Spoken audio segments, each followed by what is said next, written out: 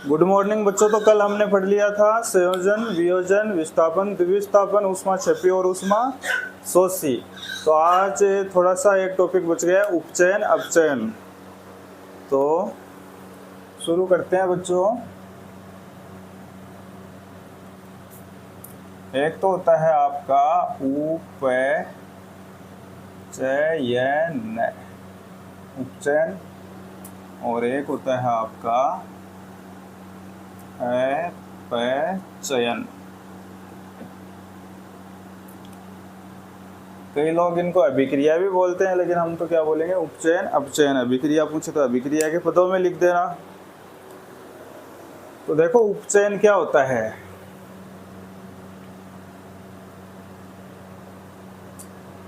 किसी अभिक्रिया में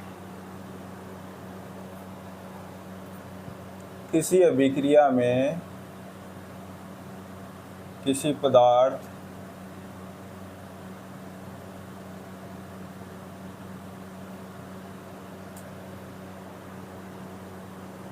किसी अभिक्रिया के दौरान, लिख लो है ना, में दो बार है। किसी अभिक्रिया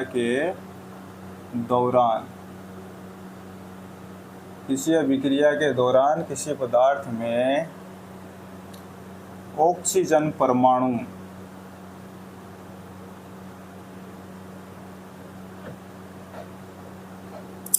का किसी अभिक्रिया के दौरान किसी पदार्थ में ऑक्सीजन परमाणु का जुड़ना या हाइड्रोजन परमाणु का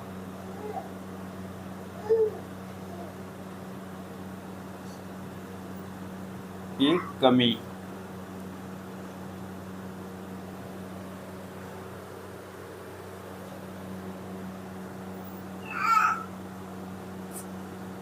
उपचयन कहलाता है।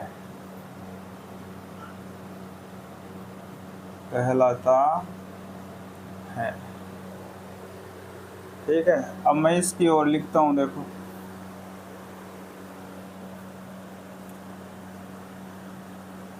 किसी अभिक्रिया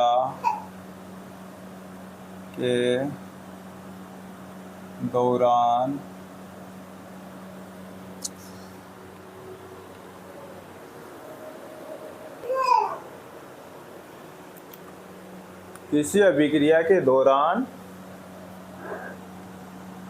किसी पदार्थ में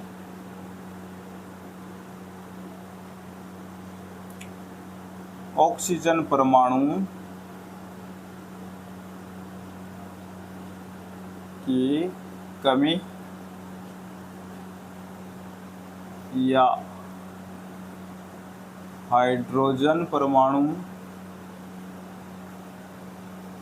की वृद्धि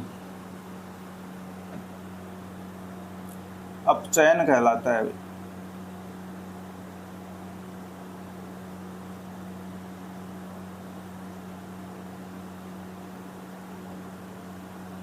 ठीक है, देखो पढ़ो,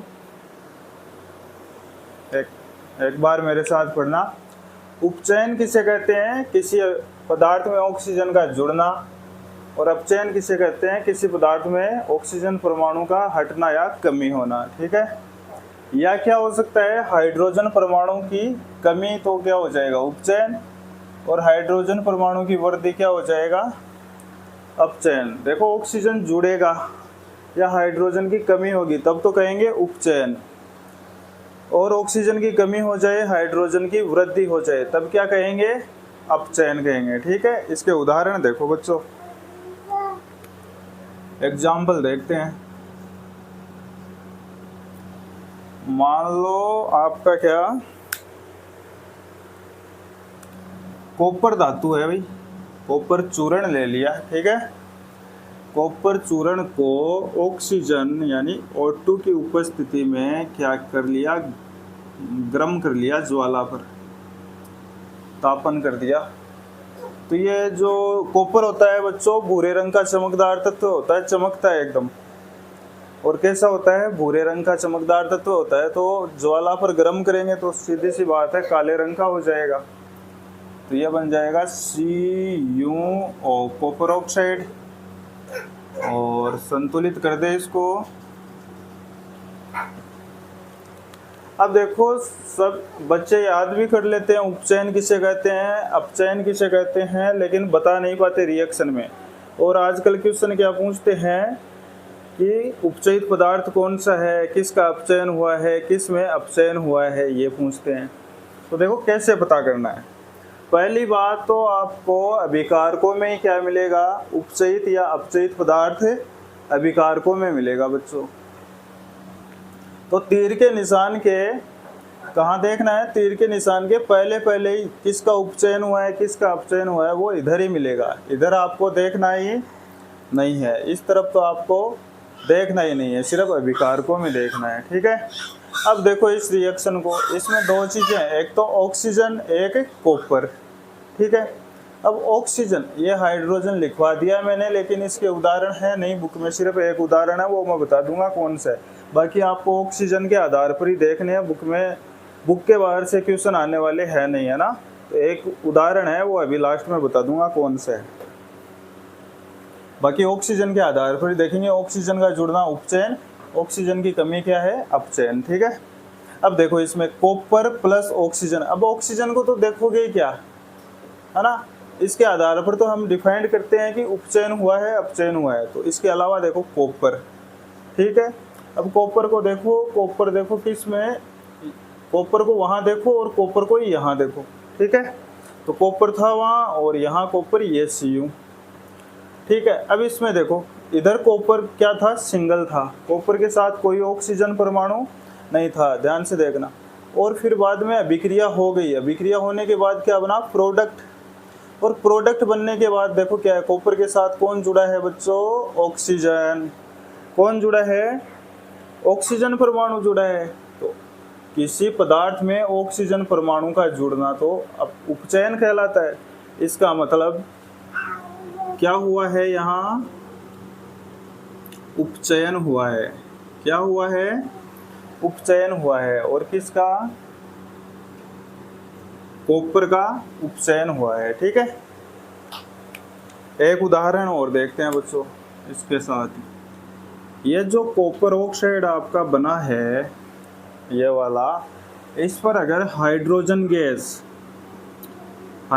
गैस प्रवाहित करवा दे तो क्या बनता है बच्चों, कॉपर अलग हो जाएगा और आपका जल बन जाएगा, H2O। ठीक है। ये एक रिएक्शन है बच्चों। अब देखो उपचयित या अपचयित पदार्थ हमेशा कहाँ मिलेंगे बच्चों, आपको तीर के निशान के लेफ्ट साइड में मिलेंगे, है ना, अभिकारकों में मिलेंगे हमेशा। तो हम यहाँ ये भी लिख सकते थे किसी अभिक्रिया के दौरान किसी अभिकारक में, ये भी सही है बात। ठीक है। तो इस रिएक्शन को देखे अपन ने, तो देखो अभिकारकों में दो चीजें, एक तो हाइड्रोजन और एक कॉपर ऑक्साइड। ठीक है। तो कॉपर ऑक्साइड है, इसमें ऑक्सीजन के आधार पर तो देखते हैं कमी वृद्धि, तो ऑक्सीजन को तो देखना नहीं है, पहले कॉपर को देखो और इधर भी कॉपर को ढूंढो, है ना। तो ये कॉपर ऑक्साइड था और ये क्या बन गया, कॉपर। ठीक है। तो बच्चों स्टूडेंट क्या है, कॉपर ऑक्साइड था, इसमें ऑक्सीजन की क्या हो गई, कमी। तो देखो इधर देखना है उपचयित या अपचयित पदार्थ। उपचयित या अपचयित पदार्थ इधर देखना है और उधर पता चल जाएगा कमी हुई है या वृद्धि। तो इसमें क्या हुई है, कमी। देखो ऑक्सीजन था, अब ऑक्सीजन क्या हो गई, कमी। तो क्या हुआ है इसका, अपचयन। ठीक है। तो ये दो उदाहरण दे रखे थे बुक में। ठीक है। एक इसका दे रखा था, एक इसका, है ना। अब एक दोनों का मिला जुला रूप है, वो देखो क्या होती है, एक और होती है, वो भी साथ ही देख लो।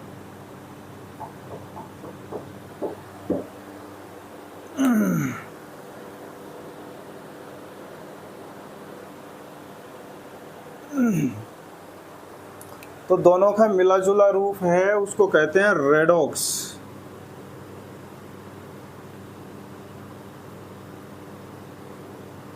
रेडॉक्स अभिक्रिया, या तो बोलते हैं उसको उपचयन अपचयन अभिक्रिया, या बोलते हैं रेडॉक्स अभिक्रिया ना, कई बार बोल देते हैं उपचयन अपचयन अभिक्रिया, है भी जिसे याद हो जाएगी। देखो क्या परिभाषा है इसकी, रेडॉक्स अभिक्रिया की, वह है ओ माय, अब ठीक है बच्चों। तो देखो रेडॉक्स अभिक्रिया किसे कहते हैं, वह है अभिक्रिया जिसमें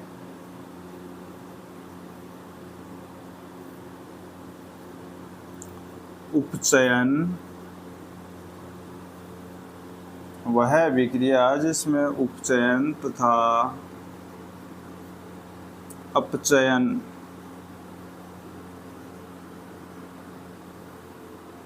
प्रक्रम, प्रक्रम का मतलब होता है बच्चों प्रोसेस, ये प्रोसेस ही तो है उपचयन और अपचयन की। वह अभिक्रिया जिसमें उपचयन तथा अपचयन प्रक्रम, या अभिक्रिया लिख दो प्रक्रम की जगह, प्रोसेस है। वह अभिक्रिया जिसमें उपचयन अपचयन प्रक्रम साथ साथ संपन्न होते हैं।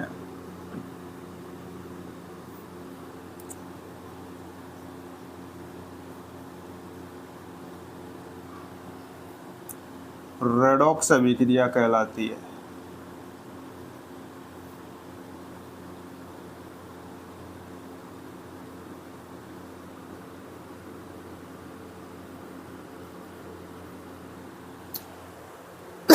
बोलो मेरे साथ, वह अभिक्रिया जिसमें उपचयन अपचयन दोनों साथ साथ होते हैं, ऐसी अभिक्रिया को क्या कहेंगे, रेडॉक्स अभिक्रिया कहेंगे बच्चों।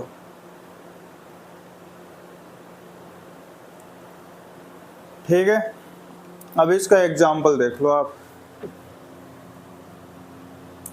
यही देख लो, कॉपर ऑक्साइड में क्या हुआ, ऑक्सीजन की कमी हो गई तो अपचयन हुआ है। अब हाइड्रोजन को देखो, हाइड्रोजन में ऑक्सीजन की क्या हो गई, वृद्धि, और ऑक्सीजन की वृद्धि या जुड़ना क्या कहलाता है, उपचयन। उपचयन, ठीक है, इसका मतलब ये कंप्लीट रिएक्शन, इसमें उपचयन भी हुआ है अपचयन भी हुआ है, इसका मतलब कंप्लीट रिएक्शन क्या है, ये रेडॉक्स अभिक्रिया है। आप रेडॉक्स को उपचयन के उदाहरण में भी लिख सकते हो, अपचयन के में भी लिख सकते हो, या रेडॉक्स के उदाहरण में भी लिख सकते हो। ठीक है,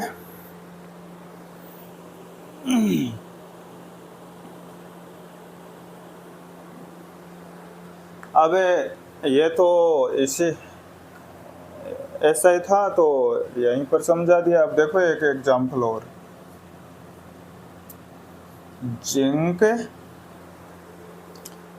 जिंक ऑक्साइड प्लस कार्बन।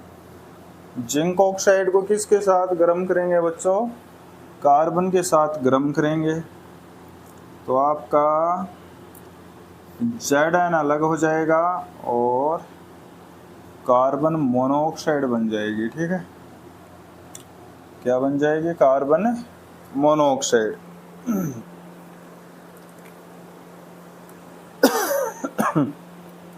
तो अब पता लगाइए बच्चों, देखो इस तरफ देखना है हमेशा, उपचयित अपचयित पदार्थ।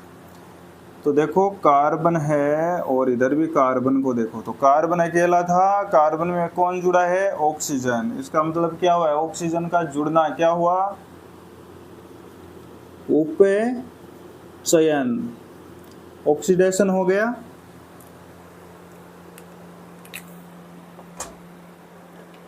ठीक है। और जिंक ऑक्साइड को देखो, जिंक ऑक्साइड है, जिंक को पकड़ो यहाँ से और जिंक को यहाँ देखो, तो ऑक्सीजन थी पहले और यहाँ क्या है, ऑक्सीजन नहीं है। इसका मतलब क्या हुआ है, ऑक्सीजन परमाणु की कमी हुई है। ऑक्सीजन परमाणु की कमी हुई है तो जिंक ऑक्साइड का क्या हो गया, अपचयन। ठीक है, तो उपचयन तो किसका हुआ है, देखो बच्चों यहाँ बताना जरूरी है। उपचयन तो किसका हुआ है, कार्बन का। अपचयन किसका हुआ है, जिंक ऑक्साइड का। ठीक है, क्योंकि जिसमें कमी होती है उसका अपचयन होता है, जिसमें वृद्धि होती है उसका उपचयन होता है। तो उपचयन तो किसका हुआ है, कार्बन का, और अपचयन किसका हुआ है, जिंक ऑक्साइड का। ठीक है, ऐसे यहाँ पर कॉपर का क्या हुआ है, उपचयन, इसमें कॉपर ऑक्साइड में। ऐसे बताना आना चाहिए। आजकल क्वेश्चन क्या आने लग गए हैं कि किसका उपचयन हुआ है, किसका अपचयन हुआ है, पूरी तरह से आना चाहिए। बताऊंगा अभी क्वेश्चन किस प्रकार से आते हैं ना। एक उदाहरण और दे रखा है बच्चों, वो थोड़ा अलग है, वो भी देख लो।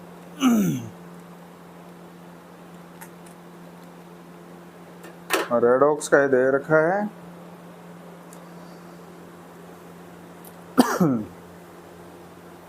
चलो मैं यहाँ लिख देता हूँ।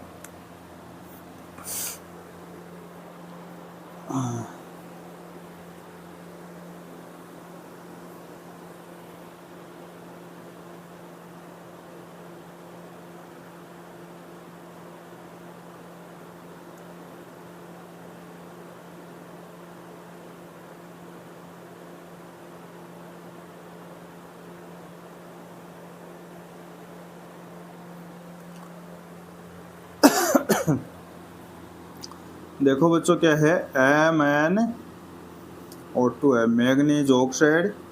इसकी अभिक्रिया करवाई जा रही है HCl के साथ। ठीक है, HCl के साथ करवाई जा रही है, तो मैग्नीज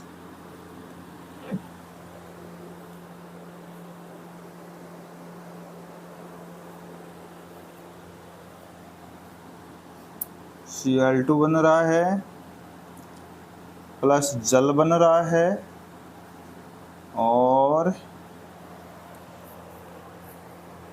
MnCl2 जल और क्लोरीन गैस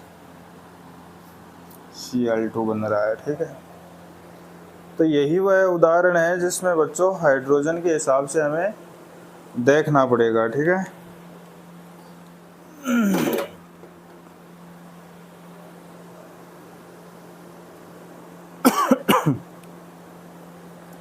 तो यहाँ देखो, इसको पकड़ो अभिकारकों में, MnO2 को है ना, और MnCl2। तो देखो था क्या बच्चों, यहाँ MnO2 ऑक्सीजन तो था इसमें, तो ऑक्सीजन, अब Cl2 भले ही जुड़ गया हो, लेकिन ऑक्सीजन की तो क्या हो गई, कमी। हमें तो क्या देखना है, हाइड्रोजन की कमी या वृद्धि, या ऑक्सीजन की कमी या वृद्धि।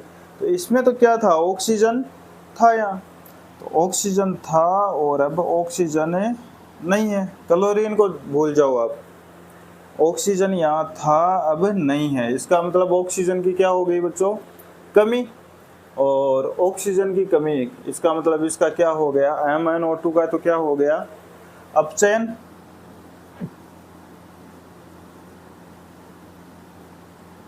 अपचयन हो गया। ठीक है, एक का तो हो गया काम, दूसरे को देखो HCl। ठीक है, इसमें तो ऑक्सीजन वगैरह तो है ही नहीं, है ना।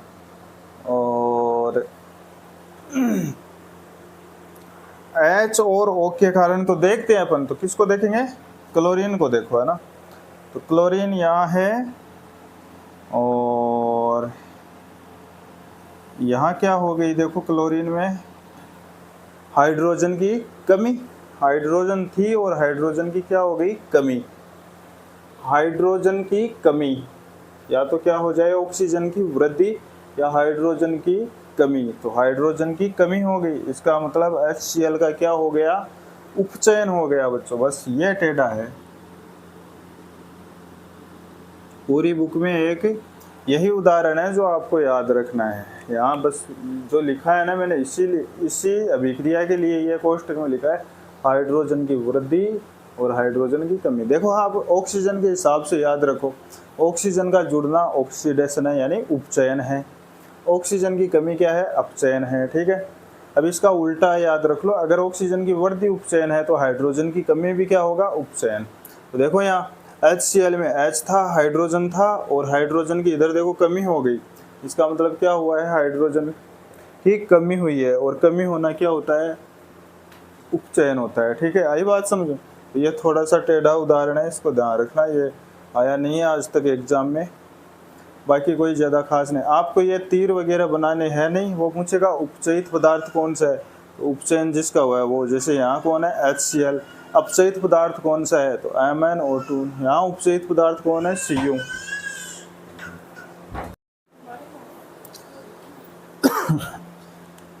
तो अब बच्चों 2 टॉपिक और रह गए आपके, इजी से हैं। एक तो है संक्षारण और दूसरा है आपका विकृत।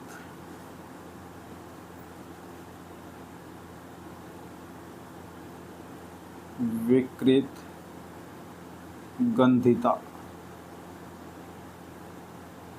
ठीक है, तो डेफिनेशन याद रखना, इसको तो हम आगे भी पढ़ेंगे 3rd चैप्टर में, लेकिन विकृत गंधिता थोड़ा सा क्या है, खास है, तो उसको याद कर लेना।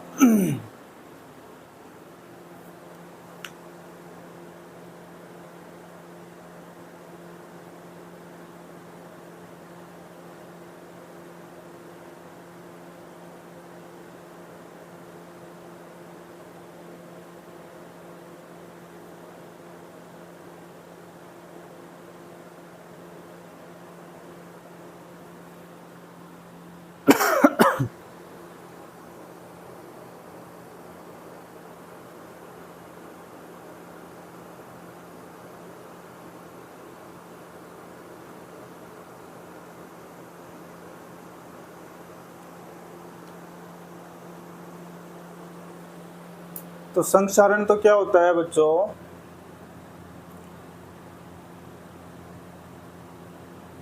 धातुओं की सतह है, धातुओं की सतह है, सरफेस, सतह, वायु, नमी, अम्ल। अम्ल क्या होते हैं बच्चों, अगले चैप्टर में देखेंगे, इत्यादि के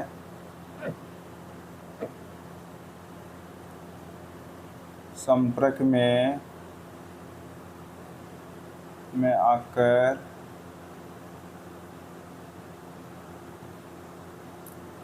संक्षारित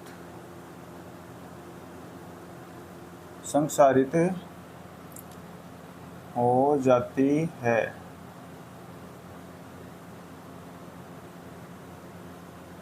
जिसे संक्षारण कहते हैं। ठीक है, इसको डिटेल से पढ़ेंगे 3रे चैप्टर में, है ना। इतना याद रखो कि धातुओं की सतह वायु, नमी, अम्ल आदि के संपर्क में आकर संक्षारित हो जाती है, संक्षारण कहते हैं। एग्जाम्पल देख लो इसके, Fe पर, Fe जानते हो, लोहा, आयरन पर लाल भूरी परत जमना,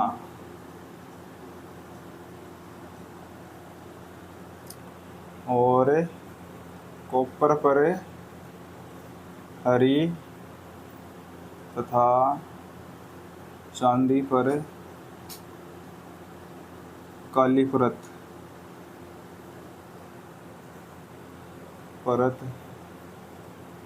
जमना संक्षारण के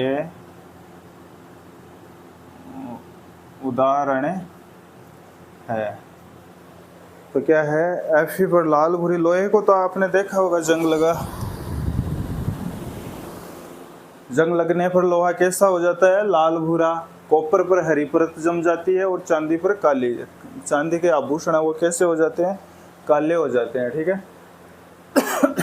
ये काम का है, थोड़ा सा यहाँ से क्वेश्चन पूछते हैं। तो विकृत गंधिता क्या है, तेलीय या वसायुक्त। देखो तेल, घी ये सब होते हैं ना बच्चों, इनमें क्या होती है? वसा। तो तेल ये या वसायुक्त खाद्य। खाद्य का मतलब है, खाद्य का मतलब होता है खाने योग्य पदार्थ, खाद्य पदार्थ वायु के संपर्क में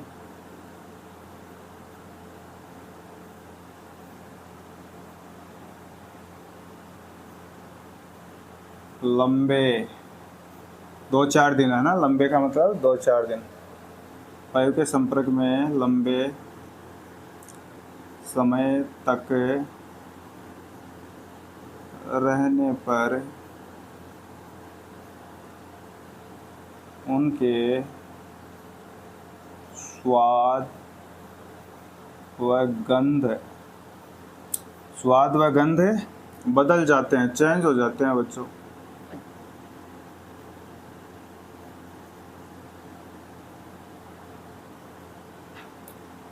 इसे विकृत गंधिता कहते हैं।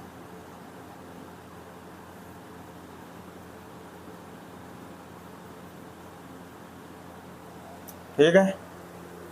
तो जैसे नमकीन है, चिप्स है, ये क्या है? तेल में तले जाते हैं बच्चों। तो तेल में तले जाएंगे तो इनमें तेल ये खाद्य पदार्थ हो गए, क्योंकि तेल इनके अंदर भी चला जाएगा। अब वायु के संपर्क में रहेंगे ज़्यादा समय तक तो इनका क्या हो जाएगा? उपचयन हो जाएगा, और एक तरह से क्या है? ऑक्सीकरण है, और ये क्या हो जाएंगे? खराब। तो इनके स्वाद और गंध, है ना, इसमें स्मेल भी अलग आने लग जाएगी, स्वाद भी अच्छा नहीं लगेगा, इसे कहते हैं विकृत गंधिता। तो चिप्स की थैलियाँ हैं, वो तो कई दिनों तक चिप्स की थैलियों में रहती है, वो तो ख़राब नहीं होती। तो चिप्स की थैलियाँ हैं बच्चों,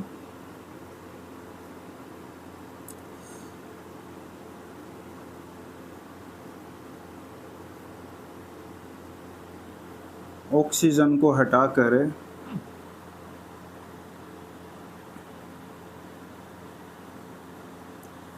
नाइट्रोजन, ऑक्सीजन को हटाकर कौन सी गैस भरी जाती है? नाइट्रोजन गैस भरी जाती है, ताकि चिप्स का स्वाद व गंध यानी विकृत गंधित न हो। ठीक है। तो ये था बच्चों, ऑक्सीजन को हटा देंगे चिप्स की थैलियों में और N2 भर देंगे, तो चिप्स खराब नहीं होगी। यह है विकृत गंधिता से बचाने का तरीका। और अब टॉपिक इसके पूरे हो गए हैं, और कोई चीज़ बाकी बची है तो वो देख लेंगे अगली क्लास में। क्वेश्चन देख लेंगे मोस्ट एग्जाम में आने वाले, और पार्ट हो गया पूरा। ठीक है।